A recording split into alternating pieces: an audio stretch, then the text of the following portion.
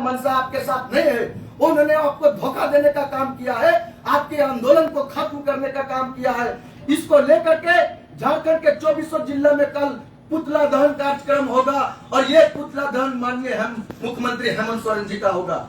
ये हम आह्वान करते झारखंड के 24 जिला के छात्र जेपीएससी जेएसएससी रिफॉर्म्स मंच के तहत आप पुतला दहन कीजिए और ये मांग कीजिए कि आप जो है सो जिस मंशा के साथ, जिस कमिटमेंट के साथ, जिस इरादा के साथ छात्रों को जो है सो आप वादा किए थे कि झारखंड सरकार आपके साथ है, वो इरादा आज आपका क्यों नहीं दिख रहा है? और अगर वो इरादा आपका नहीं दिख रहा है तो छात्रों का गुलाम को सहने के लिए आप तैयार हो जाइए।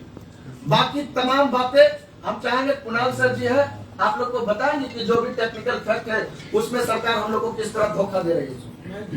माइक को नीचे कर देना।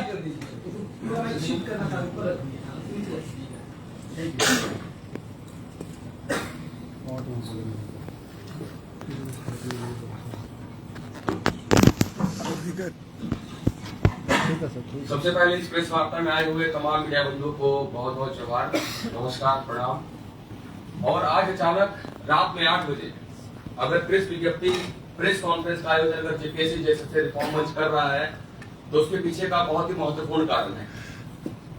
और वो महत्वपूर्ण कारण है, जैसा कि रविंदर जी ने बताया, कि जेपीएससी जैसे रिफॉर्म मंच पिछले 26 दिनों से एक आंदोलन, एक बहुत ही शांतिपूर्वक आंदोलन, एक ऐसा आंदोलन जिसने पूरे भारतवर्ष में अपना एक अमिट छाप छोड़ा, जिसमें ना कोई अभद्रता, ना किसी प्रकार का कोई हुड़दंग, एक शांतिपूर्वक तरीके से हम लोगों ने मैसेज देने का काम किया।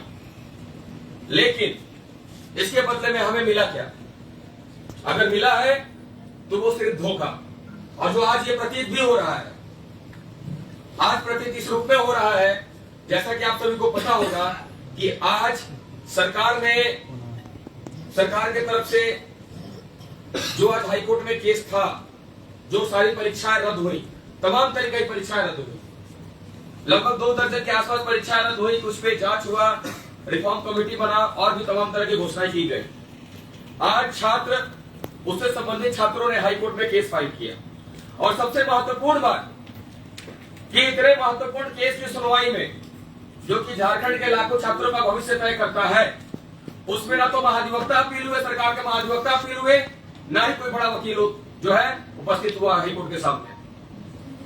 और ना ही जो हमें पता चला वकील के माध्यम से जो लोग अंदर गए थे, केस के जो करता है राजेश प्रसाद जी, उन्होंने बताया कि सरकारी वकील ने एक शब्द भी बोलने का काम नहीं किया।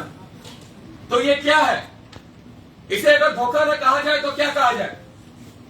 अगर माननीय मुख्यमंत्री का कोई केस होता है तो दिल्ली से करोड़ों के वकील आते हैं, कपिल सिब्बल आते हैं, मीनाक्षी अरोड़ा आती है और तमाम तरह के वकील आते हैं। लेकिन जब झारखंड के छात्रों का इतना महत्वपूर्ण मुद्दा हाई कोर्ट में है, सुनवाई है, तो एजी साहब का अपीयर न होना और किसी बड़े वकील का वकील न होना और एक शब्द भी न कहना, ये क्लियर मनसा कहता है कि ये एक ट्रैप था। ये एक ट्रैप था आंदोलन को खत्म करने का, हमारे 26 दिन की मेहनत को लात मारने का और पूरे झारखंड के छात्रों के भावनाओं पे पानी फेरने का। अगर सरकार की मंशा सही होती तो एक अच्छा वकील आज उन बातों को डिफेंड करने के लिए कोर्ट में उपस्थित होता। सरकार ने सारी परीक्षाओं को रद्द की, चलिए बहुत अच्छी बात है। हम कानून के बहुत बड़े जानकार नहीं हैं, लेकिन इतनी जानकारी जरूर है कि अगर कोर्ट में उपस्थित हुए थे तो ये सरकार को बताना चाहिए था कि आखिर किन कारणों से परीक्षाओं को रद्द किया गया था। प्रॉपर डिफेंस होना चाहिए था कोर्ट में, जो कि नहीं दिखा। आज 3 परीक्षाओं की सुनवाई थी। कल को झारखंड के सभी छात्रों, जिसका 80% छात्रों का सेंटीमेंट जुड़ा हुआ है, सीजीएल की सुनवाई होगी। आज या कल तक वो केस फाइल होगा। सोमवार या मंगलवार तक उसकी भी सुनवाई होगी। फिर से सरकार का वही रवैया रहेगा। झारखंड के छात्र पढ़े या कानूनी दाव पे समझे, पढ़े या कानूनी दाव पे समझे, ये कंप्लीट धोखा झारखंड के छात्रों के साथ दिख रहा है। आंदोलन को खत्म करने की साजिश दिख रही है। टीडीपीएल ने, आपने अगर प्रेस कॉन्फ्रेंस माननीय मुख्यमंत्री जी का देखा होगा, उन्होंने स्पष्ट रूप से कहा है, एक एक लाइन मुझे याद है, कि टीडीपीएल जितने भी परीक्षाओं को कराई है उसमें बहुत बड़ा एक रिसर्च ऐसा प्रतीत होता है कि बहुत भ्रष्टाचार हुआ है, इसलिए हम उन तमाम परीक्षाओं को रद्द करते हैं। आपको पता है कि 11वीं 13वीं यूपीएससी में जिसका सुनवाई जो स्टे लगा, उसका भी इंटरव्यू हमारी जानकारी के अनुसार टीडीपीएल ने लिया है। अंतिम रिजल्ट बनाने का काम टीडीपीएल ने किया है। तो ये परीक्षाएं अछूती क्यों है?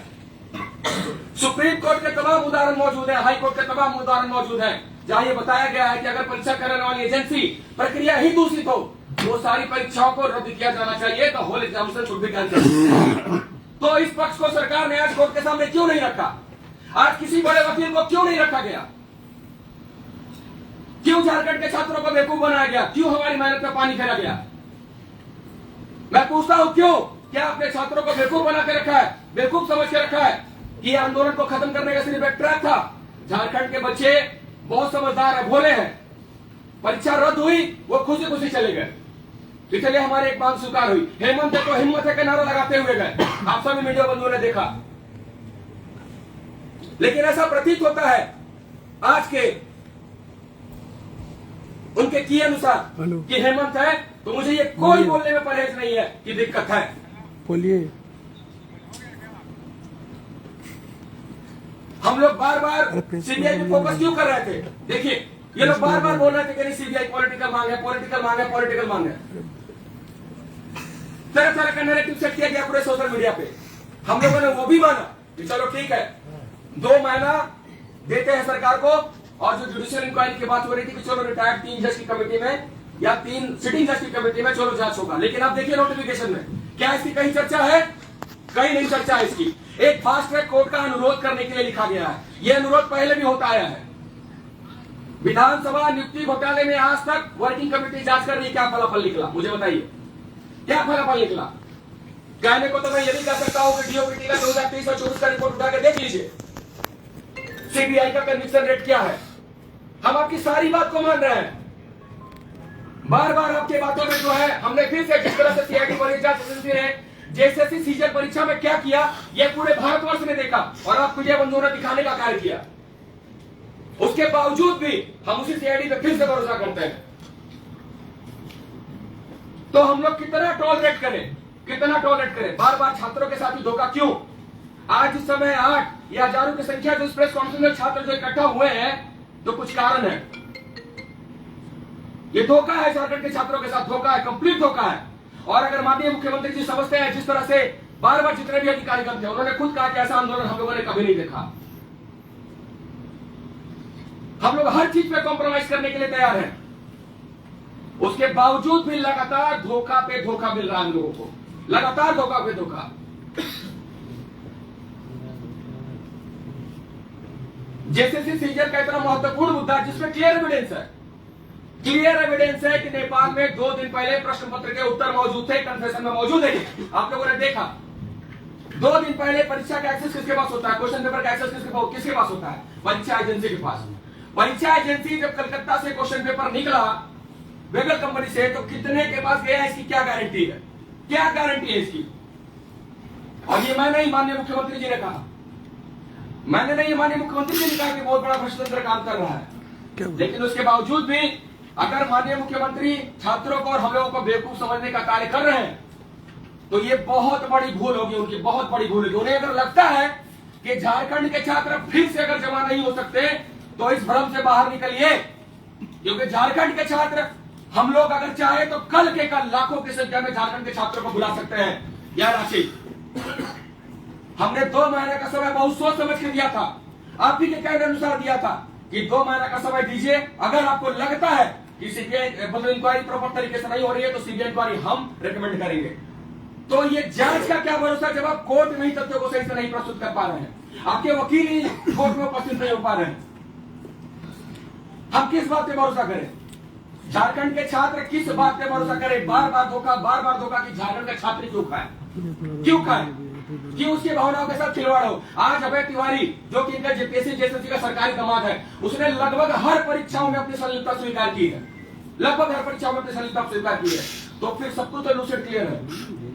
आप बड़े वकील की टीम लाइए, अगर आप लड़ रहे हैं और दिखा रहे हैं कि परीक्षा रद्द की है हमने, तो आपका ये कोर्ट में भी दिखना चाहिए, लेकिन कोर्ट में कहीं नहीं दिख रहा। आपके वकील तो बोल तक नहीं पा रहे हैं, आपके जो अपने महाधिवक्ता है वो तो पक्ष नहीं रख पा रहे हैं। आज राजीव रंजन जी का आप देखिए, किसी न्यूज चैनल में मैंने देखा राजीव रंजन जो सरकार के पूर्व महाधिवक्ता हैं, उन्होंने ये बयान दिया कि सीबीआई इंक्वायरी होनी चाहिए। देखिए कितनी बड़ी राजनीति की जा रही छात्रों के साथ। यही पूर्व महाधिवक्ता राजीव रंजन जी कह रहे थे कि नहीं सीबीआई इंक्वायरी नहीं होनी चाहिए।